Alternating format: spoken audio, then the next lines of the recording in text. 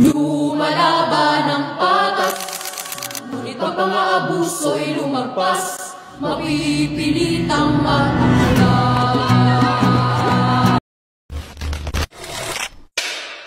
So, magandang gabi sa ating lahat, lalong-lalo na sa iyo, Binibining Calderon.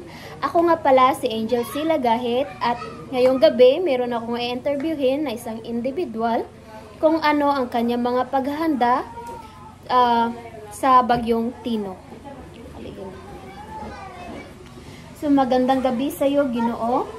Ano ang iyong pangalan, edad at taga saan ka? Ako si Oriel Bintoy, 25 anyos, nakatira sa Pangdan, Cambanay, Danao City.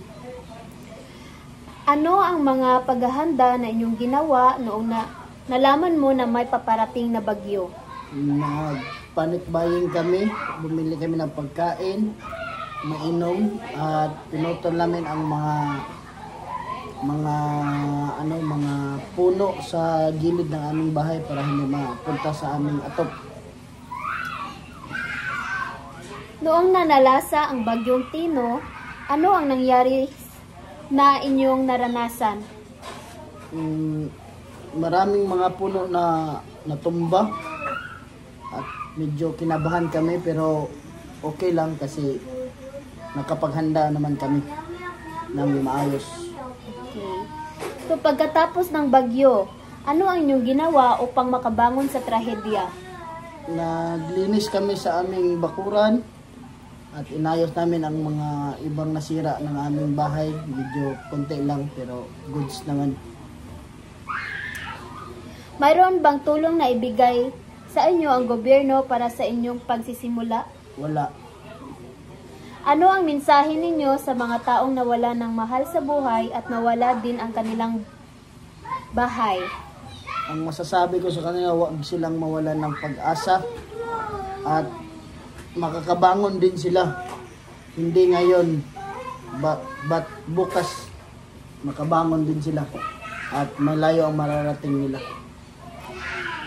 Ano ang aral na inyong nakuha pagkatapos ng bagyo?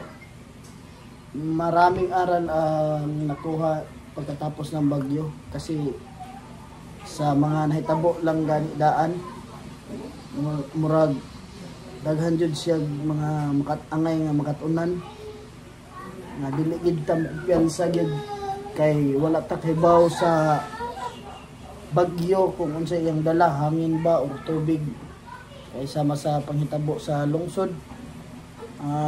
Kumpiyansa kay sila mo to nga mintaas og kalit ang tubig nito nga na-damage gid sila. Muna kung unsa giingon sa government, dapat ipalo ginapit dayon immediately para dili ka maunsa or walay makutlo nga kinabuhi ba. Maora to. Maraming salamat sa inyong oras na inilaan, Mr. Ginoong Oriel.